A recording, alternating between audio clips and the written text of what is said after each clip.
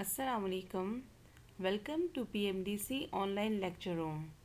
It's our lecture number 7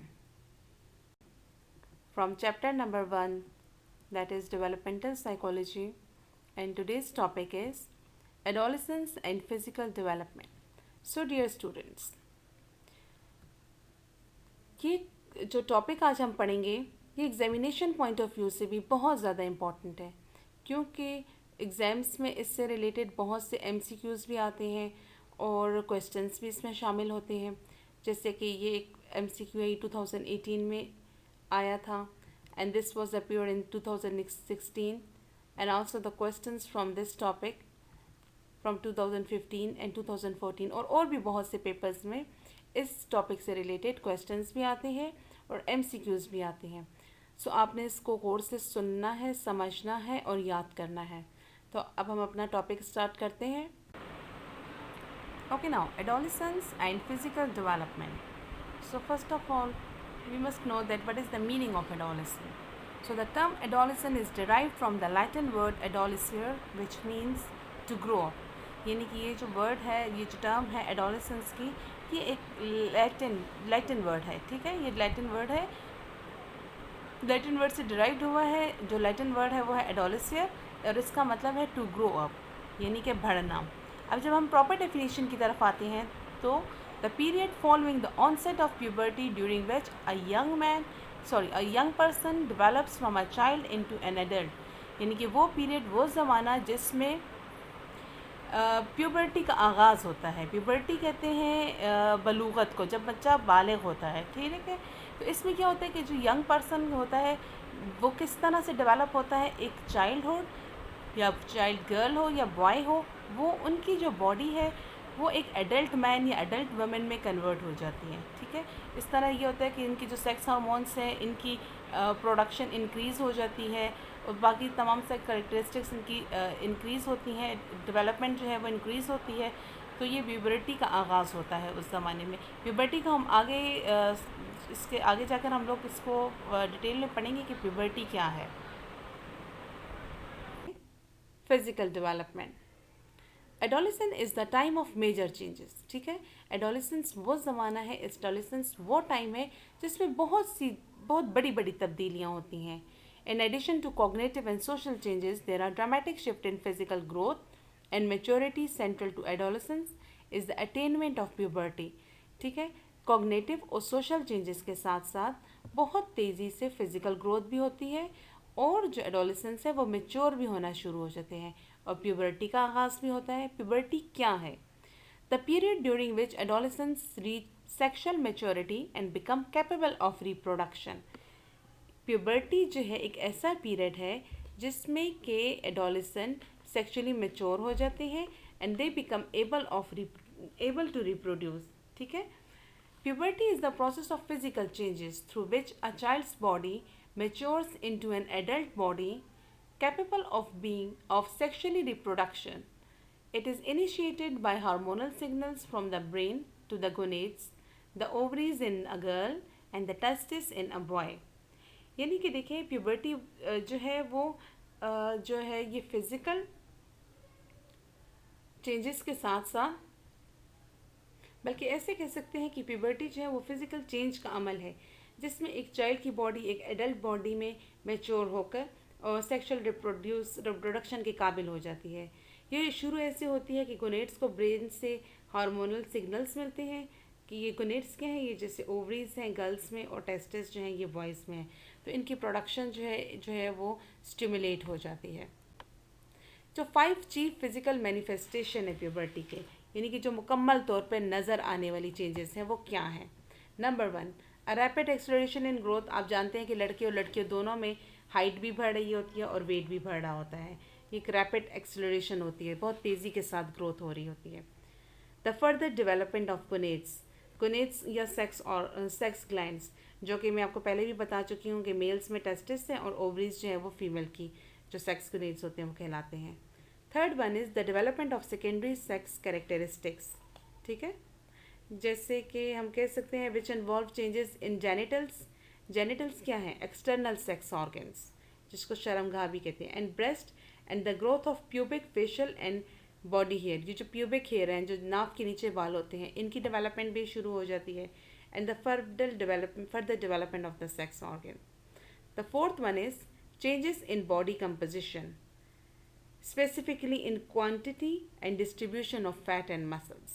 The fifth one is changes in the circulatory and respiratory systems, which leads to increased strength and tolerance for exercise.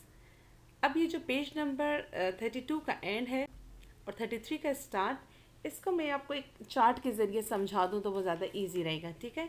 So each of these sets of changes is the result of development in the endocrine and central nervous system.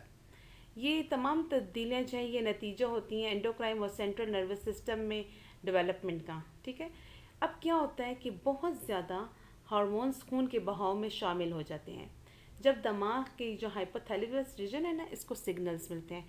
अब बेटा आप देखें, hypothalamus reason जो होता है ना, ये pre natal environment में भी ये बॉयज़ का जो है ये बिल्कुल डिफरेंट काम करता है और जो गर्ल्स हैं इनका बिल्कुल डिफरेंट काम करता है. अब बालिग होने पर यानी कि प्यूबर्टी पर ये जो पिट्यूटरी ग्लैंड है, पिट्यूटरी ग्लैंड आपको पता है ना जो ब्रेन में होता है. ठीक है. पिट्यूटरी ग्लैंड के साथ कम्युनिकेट करता है, राब्ता करता है कि वो ग्रोथ हार्मोन की जो प्रोडक्शन है उसको इंक्रीज़ कर दे और जो गोनेड्स वगैरह हैं, ओवरीज और टेस्टिस हैं, इनकी डेवलपमेंट को भी स्टिमुलेट कर दें. फिर ये गोनेड्स जो हैं, ये जो सेक्स हार्मोन्स हैं, इनकी प्रोडक्शन भी जो है वो एस्ट्रोजन और एंड्रोजन की प्रोडक्शन को तेज़ करके एक लड़के की जो बॉडी होती है उसको एक मैच्योर वमन की बॉडी में चेंज कर देता है और एक जो बॉय की बॉडी होती है उसको एक एडल्ट मैन की बॉडी में चेंजेस ले आता है. अब ये जो थ्रू आउट चाइल्डहुड होते हैं, ये एस्ट्रोजन और एंड्रोजन की जो प्रोडक्शन डेवलपमेंट हो रही होती है ना, ये सेम हो रही होती है. लेकिन एट प्यूबर्टी में क्या होता है कि जो गर्ल्स हैं उनमें एस्ट्रोजन की प्रोडक्शन ज़्यादा हो जाती है और ये जो बॉयज़ हैं उनमें एंड्रोजन्स की प्रोडक्शन जो होती है वो ज़्यादा हो जाती है. ठीक है. अब ये जैसे ही सेक्स हार्मोन ब्लड स्ट्रीम में जाते हैं तो ये तमाम सेंसिटिव सेल्स को इन तमाम सेंसिटिव सेल की डेवलपमेंट को इंक्रीज़ कर देते हैं, वो बॉडी में जहाँ कहीं भी होते हैं. ठीक. फिर कहते हैं ये जो गोनेड्स में की वजह से गर्ल्स में ब्रेस्ट और जेनिटल्स मैच्योर हो जाते हैं और इसी तरह बॉयज़ जो हैं उनमें भी जेनिटल्स मैच्योर हो जाते हैं. Genetics and environmental influences on timing and tempo of puberty. Genetics के बारे में तो आप जानते हैं ना कि जेनेटिक की वजह से प्यूबर्टी कैसे जल्दी होती है. अब इन्वायरमेंट में जो है वो दो फैक्टर्स बहुत ज़्यादा इंपॉर्टेंट हैं. नंबर 1 न्यूट्रिशन और नंबर 2 हेल्थ. अब इन्हीं दोनों की वजह से अर्ली प्यूबर्टी और लेट प्यूबर्टी जो है वो कॉज करती हैं. कैसे? अगर कि एक चाइल्ड जो है, एक लड़की या एक लड़का बेटर नरिश्ड होंगे तो उनकी प्यूबर्टी अर्ली होगी. उसकी अगर कि गुड हेल्थ है, हेल्थ अच्छी है, तब भी प्यूबर्टी अर्ली हो जाएगी. और लेट प्यूबर्टी के जो रीज़न है वो प्रोटीन और क्रॉनिक डेफिशिएंसी है और क्रॉनिक इलनेस भी हो सकती हैं. ठीक है. अब body growth and energy. Boys और गर्ल्स की जो बॉडी की ग्रोथ है वो एक तरह होती है, लेकिन कुछ चीज़ें इनमें चेंजेस हैं. जैसे कि चेंज है, जैसे बॉयज़ जो है, boys usually grow between 3 to 5 inches.